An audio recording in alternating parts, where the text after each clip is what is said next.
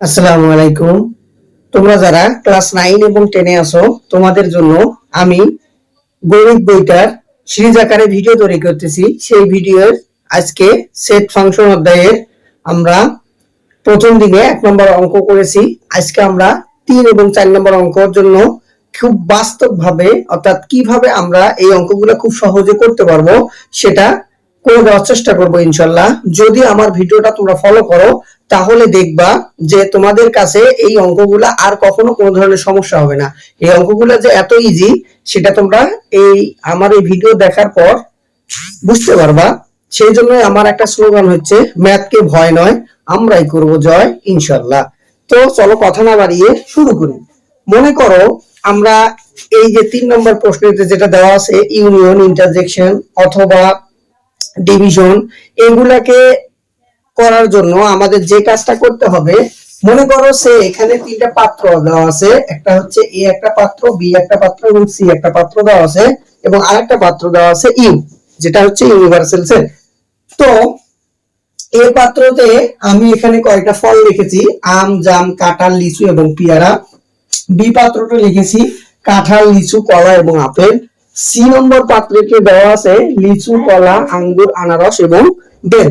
এখন কথা হচ্ছে আমার এই যে সার্বিক সেট যেটা, সেটাতে আছে আম, জাম, কাঁঠাল, লিচু, পেয়ারা, কলা, আপেল, আঙ্গুর, আনারস এবং বেল, সবগুলো আছে। অর্থাৎ আমরা এখান থেকে একটা জিনিস বুঝবো, এই জিনিসটা এটা হচ্ছে ইউনিভার্সাল বা ইউনিভার্সাল সেট অথবা ইউ, এটাকে বলা হবে সার্বিক সেট। ইউ কে বলা হয় সার্বিক সেট। সার্বিক সেট হচ্ছে এমন একটা সেট যেখানে সেটের সকল উপাদানগুলো বিদ্যমান।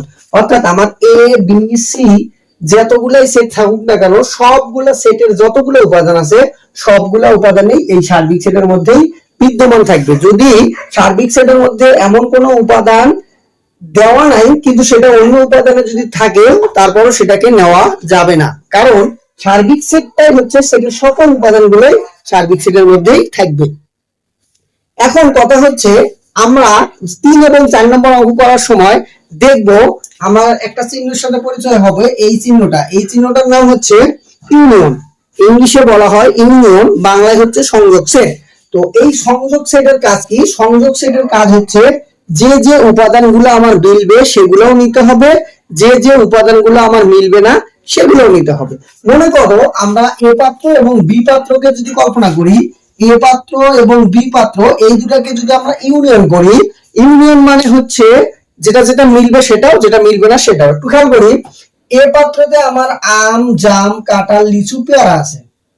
তো আমি এখানে তাহলে আমার এখানকার সেট যেটা হবে, তাহলে আম, তারপরে জাম, তারপরে হচ্ছে কাঁঠাল, এরপরে হচ্ছে লিচু, এরপরে হচ্ছে পেয়ারা। এখানকার সব উপাদানগুলো আমার এখানকার যতগুলো এ সেটের যা উপাদান আছে সবগুলো উপাদানে লিখলাম। লেখার পরে আমাকে বি সেটের উপাদানগুলো লিখতে হবে। তাহলে বি সেটের উপাদানগুলো লেখার ক্ষেত্রে দেখো এখানে কাঁঠাল, এই কাঁঠাল আছে আমার, এই লিচু আমার আছে। তাহলে এই দুটো যেহেতু আছে একবার আমি লিখেছি, যার কারণে ওটা দ্বিতীয়বার লিখবো। তাহলে আর বাকি থাকলো কি? কলা এবং আপেল। তো এই যে জিনিসটা আমি লিখলাম এটাই হচ্ছে আমার ইউনিয়ন বা সংযোগ সেট। তো এইভাবে করে আমরা ইউনিয়ন বা সংযোগ সেটটাকে খুব সহজে বুঝতে পারি। তাহলে মজার ব্যাপার হলো কি, তাহলে এই ইউনিয়ন থাকলে আমাদের যে কাজটা করতে হবে সেটা হচ্ছে যে উপাদানগুলো আমার এ সেটে থাকবে সেগুলোকেও লিখতে হবে, যে উপাদানগুলো আমাকে বি সেটে থাকবে সেগুলোকেও লিখতে হবে। যেটা মিলবে সেটাও লিখবো, যেটা মিলবে না সেটাও লিখবো। এরপর আরেকটা যেটা চিহ্ন, এটার নাম হচ্ছে ইন্টারজেকশন। ইংলিশে বলা হয় ইন্টারজেকশন, বাংলায় হচ্ছে সেট সেট। এটার কাজ হচ্ছে শুধুমাত্র যেগুলা যেগুলা মিলবে, শুধুমাত্র যে যে উপাদানগুলো আমাকে মিলবে। আমি যদি এস এবং বি এই দুটো সেটকেই কল্পনা করি, একটু খেয়াল করো, এ সেটে আমার কাঁঠাল আছে সেই জন্য আমি শুধু কাঁঠাল লিখলাম, এবং আবার বি এ সেটে এবং বি সেটে দুই জায়গায় আমার লিচু আছে, যার কারণে লিচুটাও এখানে লিখতে হবে। তাহলে এই ইন্টারজেকশনটা মানে আমরা এখান থেকে এইটুকু বুঝলাম যে যে উপাদানগুলো আমার দুটো পাত্রে আছে সেই সেই উপাদানগুলোর ইন্টারজেকশন হলে শুধুমাত্র সেই উপাদানগুলোই হবে। এরপর আমরা যেটা জানবো সেটা হচ্ছে পার্থক্য বা অন্তর যদি কখনো আমাকে এ বা বি বলে, অর্থাৎ এ এর উপাদান থেকে বি এর উপাদান গুলাকে যদি বাদ দিতে বলে, এই চিহ্নটাকে বলা হবে অন্তর বা বাদ, বা আমরা যেটাকে পার্থক্য বলি বা বিয়োগ বলে থাকি।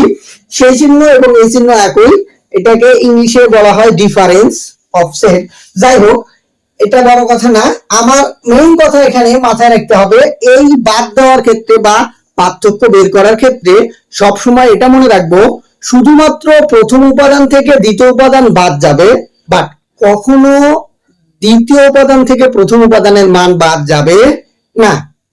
আবারও বলতেছি আমি, শুধুমাত্র প্রথম উপাদান থেকে দ্বিতীয় উপাদানগুলো বাদ যাবে, কখনো দ্বিতীয় উপাদান থেকে প্রথম উপাদান বাদ যাবে না।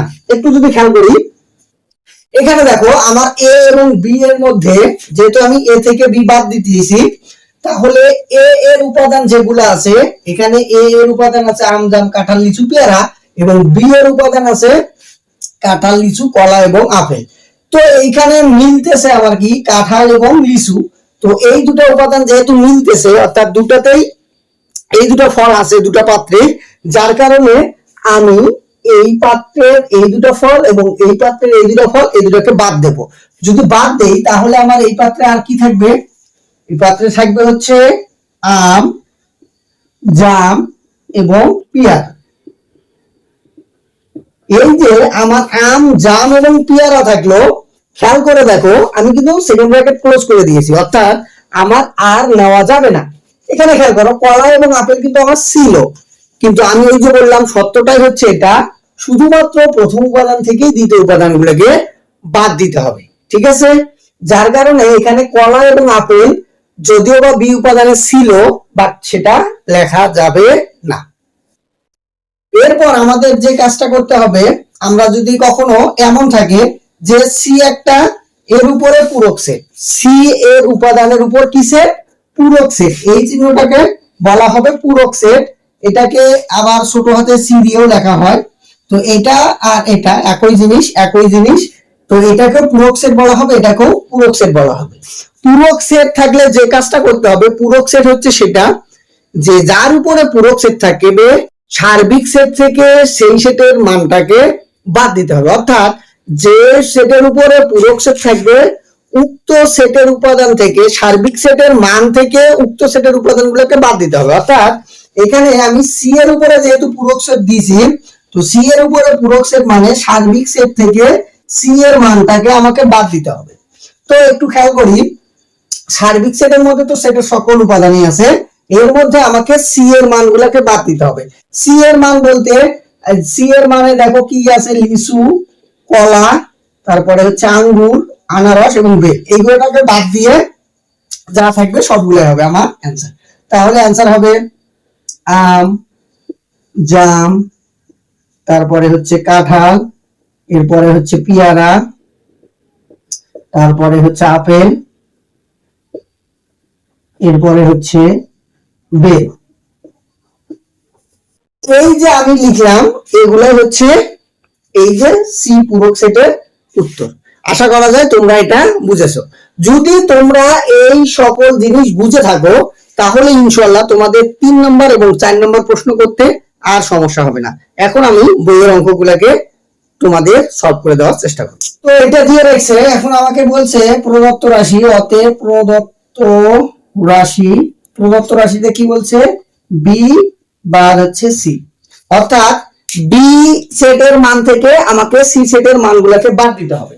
তো এ সেটের মান হচ্ছে এ মানে 1 2 এবং এ, সি সেটের মান হচ্ছে 2 এ বি। তো আমি বি এর মানটা যেটা আছে সেটা লিখলাম 2 1 2 এ বাদ সি এর মান যেটা আছে 2 এ বি। এরপর আমাকে যে কাজটা করতে হবে, আমি আগেই বলছি যে এই যে বাদ বা অন্তর বা বিয়োগ যাই বলি না কেন, এটাকে যখন আমি করতে যাব শুধুমাত্র প্রথম উপাদান থেকে দ্বিতীয় উপাদান বাদ যাবে। তাহলে খেয়াল করো, এখানেও 2 আছে, এখানেও 2 আছে, এখানেও এ আছে, এখানেও এ আছে, তাহলে এটাও বাদ এটাও বাদ। তো এই দুটো যদি বাদ যায় তাহলে থাকবে হচ্ছে 1। কিন্তু দ্বিতীয়টাতে যদিও আবার বি আছে, কিন্তু এটা লেখা যাবে না। তাহলে এটাই হচ্ছে আমাদের ক নম্বর প্রশ্নের অ্যান্সার। খ নম্বর প্রশ্নটাতে যদি আমরা যাই, তো খ নম্বর প্রশ্নটাতে দেওয়া আছে a সমান হচ্ছে 2 3 4 এবং b সমান 1 2 a। এখন আমাদের বের করতে বলছে অতএব প্রদত্ত রাশি a ইউনিয়ন b। ইউনিয়ন থাকলে যে কাজটা করতে হয়, তাহলে আগে আমি এর মানটা বসাই। এর মান হচ্ছে 2 3 4, ইউনিয়ন b এর মান হচ্ছে 1 2 a। তাহলে এটাকে যদি ইউনিয়ন করতে যাই, ইউনিয়নের কাজ হচ্ছে যেটা মিলবে সেটাও, যেটা মিলবে না সেটাও। তাহলে আমি এখানে লিখবো হচ্ছে, এখানে লেখার সময় আর একটা জিনিস খেয়াল রাখতে হবে, আমরা ছোট থেকে বড় ক্রমানুসারে সাজিয়ে লিখবো। হ্যাঁ, তাহলে আগে 1, এরপরে হচ্ছে 2, এরপর 3, এরপর 4, এরপর a। এই যে সংখ্যাগুলো আমি লিখলাম এটাই হচ্ছে আমাদের খ নম্বর প্রশ্নের অ্যান্সার। তাহলে গ নম্বরটাতে বলছে যে দেওয়া আছে a সমান 2 3 4 এবং c সমান 2ab। এটা যেহেতু দেওয়া আছে তাহলে আমাকে প্রদত্ত রাশি কি বলছে, প্রদত্ত রাশি বলছে যে a intersection c। a intersection মানে কি? ইন্টারসেকশন মানে হচ্ছে যে যে উপাদানগুলো আমার মিলবে শুধুমাত্র সেই সেই উপাদানগুলো লিখতে হবে। তাহলে আমি এর মান লিখলাম 2 3 4, ইন্টারসেকশন c এর মান হচ্ছে 2ab। এখন আমার যে যে উপাদান মিলবে শুধুমাত্র সেই সেই উপাদানগুলো লিখবো। তাহলে একটু খেয়াল করো এখানে কোন কোন উপাদান মেলে। এখানে শুধুমাত্র আমার 2, এখানে 2, এটাই মেলে, যার কারণে আমার অ্যান্সার হবে 2। যেহেতু আর কোনো সংখ্যা মিলতেছে না, যার কারণে এগুলার অ্যান্সার হবে না। এরপর আমরা যদি ঘ নম্বর প্রশ্নটাতে যাই, গ নম্বর প্রশ্নটার ক্ষেত্রে একটু খেয়াল করো, এখানে বলছে a ইউনিয়ন ব্র্যাকেট দিয়ে a b ইন্টারসেকশন c। তো ব্র্যাকেটের ভিতরে যেটা থাকবে আমাকে সেটার মান আগে বের করতে হবে। তাহলে এখন b ইন্টারসেকশন c, আগে আমরা এটার মান বের করব। ব্র্যাকেটের ভিতরে যেটা থাকবে সেটার মান আগে বের করব। তাহলে b ইন্টারসেকশন c, b এর মান কি দেওয়া আছে? b এর মান হচ্ছে 1 2 এবং a। ইন্টারসেকশন c এর মান কি দেওয়া আছে? c এর মান হচ্ছে 2a b। এখন ইন্টারসেকশন মানে কি? যেটা মিলবে সেটা। তাহলে এখানে মিলতেছে কি 2 2 a a, তাহলে 2 এবং a। এরপর আমাকে এখন প্রদত্ত রাশি লিখতে হবে, অর্থাৎ আমার প্রশ্নে যেটা আছে সেটা লিখবো। তাহলে প্রদত্ত রাশি equal a union b intersection c। তাহলে a এর মান কোনটা? এর মান হচ্ছে 2 3 4, ইউনিয়ন এই যে এটা, এই মানটা কিন্তু আমার এই সম্পূর্ণটার মান বের হলো এটা। তাহলে আমি লিখবো 2 এবং a। ইউনিয়ন মানে কি? ইউনিয়ন মানে যেটা মিলবে সেটাও, যেটা মিলবে না সেটাও। তাহলে 2 3 4 এবং a, এটাই হচ্ছে আমাদের ঘ নাম্বার প্রশ্নের অ্যান্সার। ঘ নাম্বার আমি ক খ গ ঘ আমি 4টা প্রশ্ন করায় দিয়েছি, তোমাদের আর একটা প্রশ্ন বাকি আছে, সেটা হচ্ছে নাম্বার। এই প্রশ্নটা আমি করায় দিচ্ছি না, ইচ্ছা করলে আমি করায় দিতে পারতাম, কিন্তু এটাকে করায় দিচ্ছি না, এটা তোমাদের হোমওয়ার্ক। তো এটা করার জন্য আমি বলে দিচ্ছি, ব্র্যাকেটের ভিতরে যেটা আছে সেটাকে আগে তোমরা কাজ করে নিবা। এরপর যে মানটা বের হবে, একটা ঘ নাম্বার প্রশ্নটার মতো, এরপর যে মানটা বের হবে সেটাকে এর সাথে ইন্টারসেকশন করলেই তোমাদের 3 নম্বর প্রশ্নের অ্যান্সার বের হবে। আশা করা যায় আমি যেভাবে তোমাদের এই 3 নম্বর প্রশ্নের ম্যাথগুলো সলভ করে দিলাম, এতে তোমাদের আর কোনো ধরনের বুঝতে সমস্যা হয়নি।